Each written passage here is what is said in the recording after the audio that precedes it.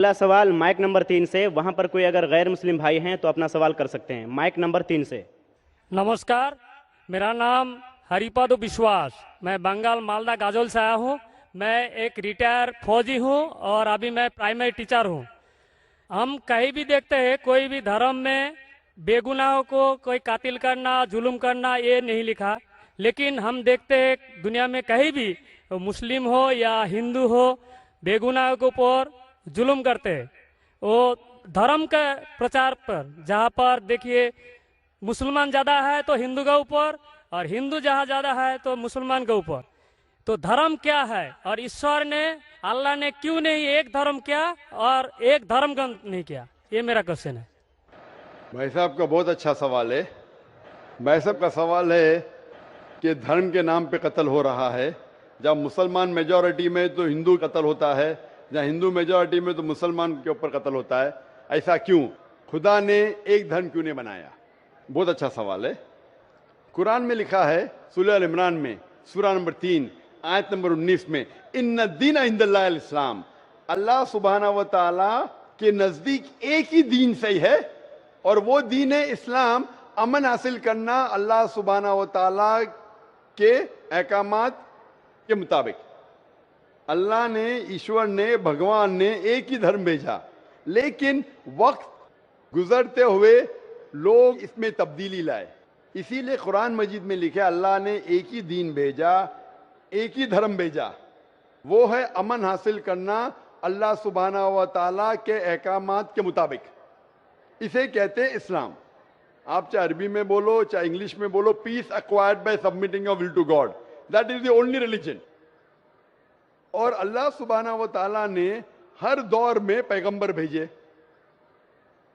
लेकिन जितने भी पैगंबर आए थे वो सिर्फ अपने वक्त के लिए महदूद थे और अपने लोगों के लिए थे। और जब भी पैगंबर भेजे, जब भी किताब नाजिल हुई, लोगों ने किताब को बदला और उसमें तब्दीली लाए और एक नया मजहब पैदा हो गया, एक नया दीन पैदा हो गया। तो अल्लाह ने एक नई किताब भेजी, नया पैगंबर भेजा, लोगों ने उसके ऊपर अमल किया। फिर चंद साल के बाद, 10 साल, 20 साल, 50 साल, 100 साल के बाद उसमें तब्दीली आए, लोग ने अपने फायदे के लिए उसे बदला और एक नया मजहब पैदा हो गया, एक नया धर्म पैदा हो गया। इस तरीके से अल्लाह ने कई किताबें नाजिल की और हमारे रसूल फरमाते हैं मोहम्मद सल्लल्लाहु अलैहि वसल्लम, अल्लाह ने 1,24,000 पैगंबर इस दुनिया में भेजे। लेकिन अल्लाह सुब्हानहू तआला ने आखिरी पैगंबर मोहम्मद सल्लल्लाहु अलैहि वसल्लम और आखिरी किताब, आखिरी वही कुरान मजीद 1400 साल पहले भेजी। और इसमें अल्लाह ताला फरमाते हैं कि क्योंकि ये आखिरी किताब है, ये सिर्फ मुसलमानों के लिए नहीं, सिर्फ अरबों के लिए नहीं भेजी थी, बल्कि सारी इंसानियत के लिए भेजी थी। और क्योंकि ये आखिरी किताब है, ये महदूद नहीं 10 साल के लिए, 100 साल के लिए, 1000 साल के लिए, जब तक क़यामत आएंगी उस वक्त तक के ये किताब सही रहेंगी। और क्योंकि मोहम्मद सल्लल्लाहु अलैहि वसल्लम आखिरी पैगंबर थे, वो सिर्फ मुसलमान या अरबों के लिए नहीं भेजे गए थे, वो सारी दुनिया के लिए भेजे गए थे। तो आज जो भी इंसान है, चाहे वो हिंदुस्तान में है, चाहे पाकिस्तान में, चाहे सऊदी अरेबिया में, चाहे यूएसए में, चाहे इंग्लैंड में, उसे आखिरी पैगाम अल्लाह का, खुदा का, उसके ऊपर अमल करना चाहिए, वो कुरान और आखिरी पैगंबर मोहम्मद सल्लल्लाहु अलैहि वसल्लम पे अमल करना चाहिए। फिर आपको अमन मिलेंगी और इंशाअल्लाह खून खराबा नहीं रहेगा। मैं मानता हूं आपकी बात कि अक्सर आप देखते मेजॉरिटी माइनॉरिटी पे जुल्म करता है। मैं आपसे पूछना चाहता हूं भाई साहब, इस किशनगंज में मेजॉरिटी मुस्लिम की है क्या हिंदू की है? सर मेरे को तो पता नहीं, मैं बंगाल से आया हूँ, किशनगंज के बारे में। बंगाल किशनगंज का नहीं, लेकिन आज सुबह को जब हमारे हिंदू जितने इदारे के प्रेसिडेंट थे, चेयरमैन थे, वो कह रहे थे कि किशनगंज में 65% मुसलमान हैं और 35% हिंदू है। उसके बावजूद इस किशनगंज ये मिसाल है हिंदुस्तान में कि कभी भी हिंदू मुस्लिम का राइट नहीं हुआ। धर्म के नाम पे किसी मुसलमान ने कोई हिंदू को ना कत्ल किया, ना हिंदू ने मुसलमान को कत्ल किया। एक पॉलिटिशियन एमएलए साहब कह रहे थे खाली वोटिंग के टाइम पे कभी कभी होता है हिंदू मुस्लिम के अंदर किसको वोट देना, उसको छोड़ के कभी भी यहां दंगे फसाद नहीं हुए। तो ये मिसाल है कि मेजॉरिटी में होने के बावजूद आप देखते कितना अमन है, और आप खुशनसीब है क्या मीडिया ये अमन को खराब नहीं कर रही। मीडिया को पता चल जाएगा मुसलमान अमन से रह रहे तो आपके अमन और शांति को अशांति में बदल देंगी।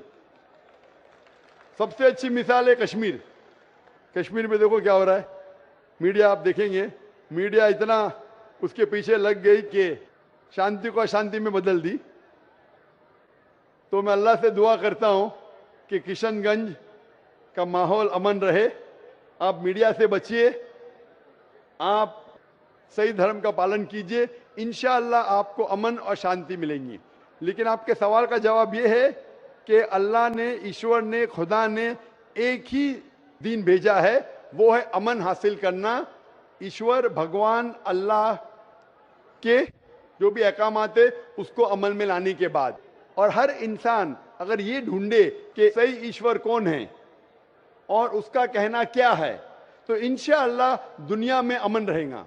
लेकिन कई लोग नहीं चाहते कि दुनिया में अमन रहे, इसीलिए वो देखते हैं इस हमारे हिंदुस्तान में, सारी दुनिया में हिंदुस्तान एक ऐसा मुल्क है जहां सबसे ज्यादा मजहब के नाम पे राइट्स हुए, दंगे फसाद हुए, और इसका मैं ब्लेम डालता हूं हिंदुस्तानी नागरिक पे ने, हिंदुस्तानी पॉलिटिशियन पे, क्योंकि अंग्रेज ने हमारे देश को बांटा। अंग्रेज आए थे हिंदुस्तान में तिजारत करने के लिए, लेकिन हम पे हुकूमत की। उनकी पॉलिसी थी डिवाइड एंड रूल, हिंदू मुस्लिम को डिवाइड किया और हम पे राज किया। अंग्रेज तो चले गए, अपनी राजनीति छोड़ गए पीछे। इसीलिए मैंने एक तकरीर किया हूं, इस टेररिज्म मुस्लिम मोनोपोली, और कहा जितने भी आप दंगे फसाद देखेंगे दुनिया में, जितने भी टेररिस्ट एक्ट डायरेक्टली और इनडायरेक्टली कहीं ना कहीं पॉलिटिशियन का हाथ है। चाहे बाबरी मस्जिद लो, चाहे गुजरात लो, चाहे 9/11 लो, चाहे अफगानिस्तान लो, चाहे इराक लो, चाहे पैलेस्टाइन लो, ये सब में राजनीति का हाथ है। लोग चाहते हैं कि हमारे वोट बैंक में लोग हमें वोट दे, तो सबसे आसान तरीका है कि आपस में लड़ाओ मजहब के नाम पे। नहीं तो आमतौर पे मैं समझता हूं हिंदुस्तानी जो नागरिक है, हिंदू और मुस्लिम, माशाअल्लाह आपस में अमन चाहते, आपस में एक दूसरे से प्यार करते। लेकिन इस शांति, इस अमन को अक्सर कुछ लोग अपने फायदे के लिए इसको तोड़ना चाहते हैं, इसको भ्रष्ट करना चाहते। इसीलिए आप देखते कि ये राइट्स होते हैं। अल्हम्दुलिल्लाह किशनगंज एक मिसाल है, और मैं दरखास्त करूंगा किशनगंज के पॉलिटिशियन से कि इस अमन को इंशाअल्लाह बरकरार रखे। आप हक पे रहो, आपको वोट मिलेगा, यहां नहीं मिलेगा, ऊपर तो सीट मिलेंगी। मैं हमेशा पॉलिटिशियन से कहता हूं आप हक पे जमे रहो, चाहे आपका नुकसान हो। यहां सीट नहीं मिलेंगी, ऊपर तो मिलेंगी। ये सीट तो टेम्परेरी है, ये सीट आपकी दुनिया की टेम्परेरी है। कितने साल जिएंगे आप? 50 साल, 60 साल, 80 साल, कितने साल जिएंगे? ऊपर की तो परमानेंट सीट है ना। ये सीट को छोड़िए, आखिरत की सीट की फिक्र कीजिए। तो इसीलिए जो ईश्वर का पैगाम है, खुदा का पैगाम है, अल्लाह का पैगाम है, हक पे रहिए और हक का साथ दीजिए। चाहे आपको यहाँ सीट मिली क्या नहीं मिली, आखिरत में तो मिलेंगी और वो हमेशा आपके साथ रहेंगी। Hope that answers the question. सामईन से गुजर मौजूद हैं तो कर सकते हैं अपना सवाल। सर मैं जसपाल सिंह कसेरेपट्टी से। सर मैं इससे पहले पापा के होटल में खा रहा था, अभी मैं अपना काम शुरू किया हूँ। तो मैं ये जानना चाह रहा हूँ कि हमारे में ये है कि आप अपनी कमाई का 10वां हिस्सा उन लोगों को देंगे जो चाहे सरदार हो या अदर कोई भी कास्ट के हो, तो जो उस लायक हैं उसको आप देंगे। तो सर मैं काम अभी शुरू किया हूँ, तो मैं ये जानना चाह रहा हूँ, तो अभी ये सरकार की तरफ से नियम है कि टैक्स भी हमें देना है अपनी इनकम का। तो इनकम का टैक्स जो देना है वो 10 में से क्या करना है उसका थोड़ा जानना चाहता हूँ सर। भाई का सवाल है कि उन्हें धंधा अलग किया अपने वालिद से और उनके मजहब में, और सही फरमाते कि 10वां हिस्सा 1/10 वो चैरिटी में देना चाहिए लोग को। तो ये पूछते हैं जो गवर्नमेंट टैक्स लेती है क्या वो चैरिटी में गिना जा सकता है? वो गवर्नमेंट अगर टैक्स लेती है और आपके मजहब के हिसाब से खर्चा करती है तो सही है, कोई भी गवर्नमेंट। बाद में मैं हिंदुस्तान पे आता हूं। मिसाल के तौर पे कई मुस्लिम गवर्नमेंट है जो पूरे दुनिया में जो ज़कात लेती है अपने नागरिक से, लेकिन कुरान के हिसाब से खर्चा नहीं करती है, तो गलत है। लेकिन बहुत से मुसलमान मुल्क है जो ज़कात काटती है अपने नागरिक से और कुरान और हदीस के मुताबिक खर्चा करते तो फिर आपको फिर से ज़कात देने की जरूरत नहीं। हमारे इस्लाम में 10% कमाई का नहीं, 2.5% बचत का, और 2.5% बचत का अक्सर 10% कमाई से ज्यादा होता है। क्योंकि अगर एक इंसान जब बचाने लगता है, गरीब इंसान के लिए कम है, गरीब इंसान के लिए 2.5% बचत 10% कमाई से कम है। एक आदमी जो कमाता है 10,000, 20,000, 50,000 रुपया, वो कमा कमा के घर खरीदता है, तो घर तो उसकी बचत नहीं हुई। बचत मतलब जो आम जरूरत के अलावा जो बचत होती है उसका इस्लाम में 2.5% देना चाहिए। यानी उसका मतलब 85 ग्राम सोने से ज्यादा बचत आपके पास है तो आपको ज़कात देने का।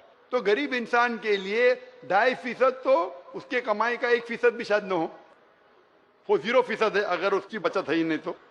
अमीर इंसान जो 10 लाख कमाता है महीने का, 1 करोड़ कमाता है, 20 करोड़ कमाता है, वो काफी बचाने लगता है। तो 2.5% बचत उसके 10% कमाई से ज्यादा होता है अगर सही तरीके से हिसाब करे।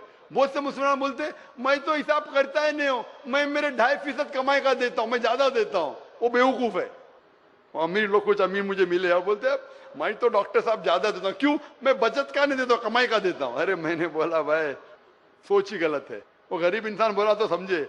अमीर इंसान जितना ज्यादा कमाने लगता है और जितनी बचत बढ़ती जाती है उसकी कमाई का फीसद भी बढ़ता है।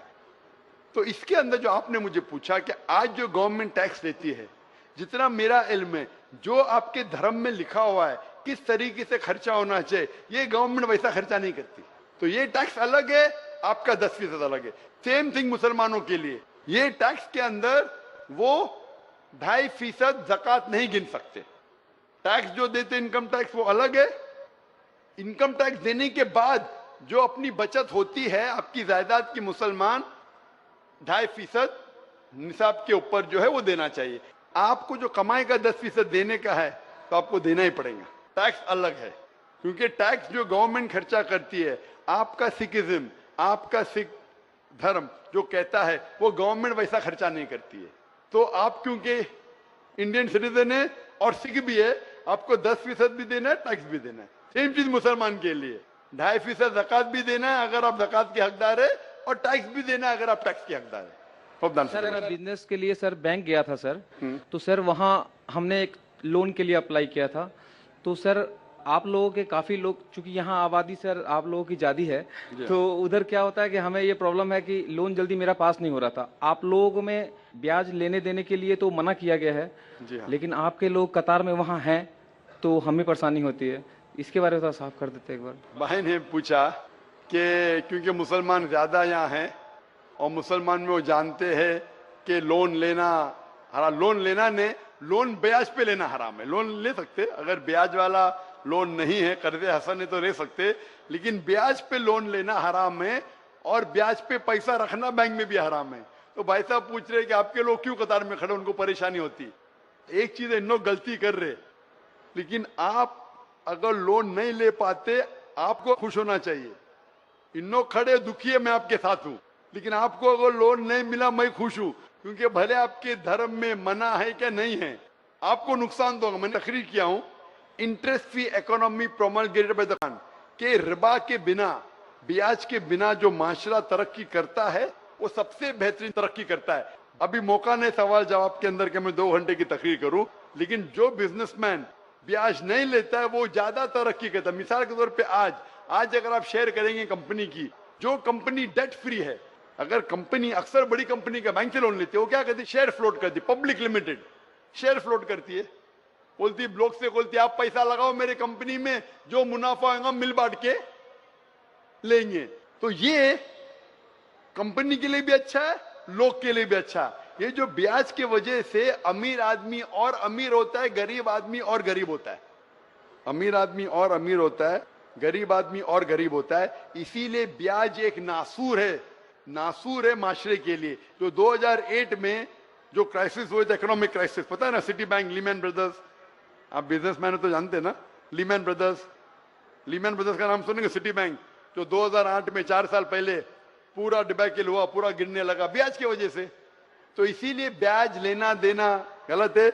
मेरी आपसे दरखास्त है कि आप कतार में मत खड़े रहो, अपने कोई भाई से बोलो भाई साथ में धंधा करेंगे, मिल बांट के खाएंगे, उसमें आपकी भी तरक्की होंगी, उनकी भी तरक्की होंगी और माशरा भी सुधरेगा। Hope the answer the question.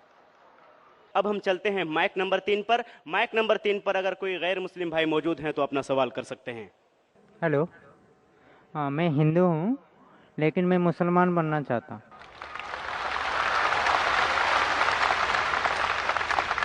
माशाअल्लाह। जैसे अल्लाह ताला फरमाते इज़ा जा नस्रुल्लाहि वल फतह वरअयत अन्नास यदखुलून फी दीनिल्लाहि अफ़वाजा फसब्बि बिहम्दि रब्बिका वस्तगफिर इन्नहु काना तव्वाबा। इज़ा जा क्या जो सूरा है, माशाअल्लाह कि आप देख रहे फौज और फौज लोग इस्लाम में दाखिल हो रहे हैं। ये अल्लाह की मेहरबानी है और हम इस्तगफार करते हैं। भाई साहब, आप मानते हैं कि खुदा एक है? खुदा के आप मानते हैं कि मूर्ति पूजा गलत है? गलत है। आप मानते हैं कि मोहम्मद सल्लल्लाहु अलैहि वसल्लम आखिरी पैगंबर है? पैगंबर है। आपको कोई भी जबरदस्ती कर रहा है इस्लाम कबूल करने के लिए? नहीं। आपको कोई भी दबाव डाल रहा है इस्लाम कबूल करने के लिए? नहीं। कोई भी रिश्वत दे रहा है? नहीं। आप अपने मन से कबूल करना चाहते? बिल्कुल दिल से करना। दिल से, मन से, होशो आवाज में? बिल्कुल। माशाअल्लाह। इंशाल्लाह मैं अरबी में कहूंगा, आप उसे दोहराइए। अशहदु अशहदु अल्लाह अल्लाह इलाहा इलाहा इल्लल्लाह इल्लल्लाह व अशहदु अशहदु अन्ना अन्ना मुहम्मदन मोहम्मदन अब्दुहु अब्दुल व रसूलुहु। बरसुलु।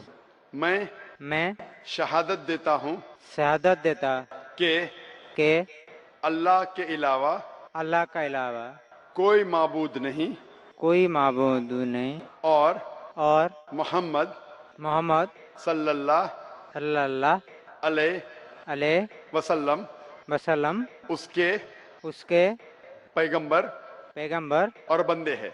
और बंदे हैं। माशाअल्लाह, आप मुसलमान हो चुके और इंशाल्लाह मैं दुआ करूंगा अल्लाह सुब्हानहू व तआला से कि आपको बेहतरीन जिंदगी दे इस दुनिया में, आखिरत में, और जन्नत नसीब फरमाए। और इंशाल्लाह आपके जरिए और लोगों को भी इंशाल्लाह इस्लाम का पैगाम पहुंचा इंशाल्लाह। डॉक्टर साहब, एक बात पूछना चाहता हूँ। ये बोलिए भाई साहब। मैं भोगड़ी की एक भाटा में काम कर रहा हूँ, जो कि मैं ईंट बना रहा हूँ। लेकिन मेरे 6 महीने पहले बड़ा उम्मीद था कि मैं मुसलमान बनूं और वहाँ पे मुसलमान भाई का साथ में रह रहा हूँ अभी। और जो कि अभी मेरे को मुसलमान भाई सब लोग साथ दिए हैं। और मैं चाहता हूँ कि जो अल्लाह को हम बुलाते हैं एक ही है, वो हर मुसलमान भाई एक हो के नमाज 5 बार पढ़ना चाहिए और एक हो के सबको अल्लाह को बुलाना चाहिए। ये मेरा वादा है। इंशाल्लाह जैसा मैंने दुआ किया कि आपके जरिए इस्लाम का पैगाम औरों तक पहुंचाए, तो इंशाल्लाह आप और मुसलमान भाइयों को भी इकट्ठा कीजिए और अपना पैगाम घरों तक पहुंचाए इंशाल्लाह।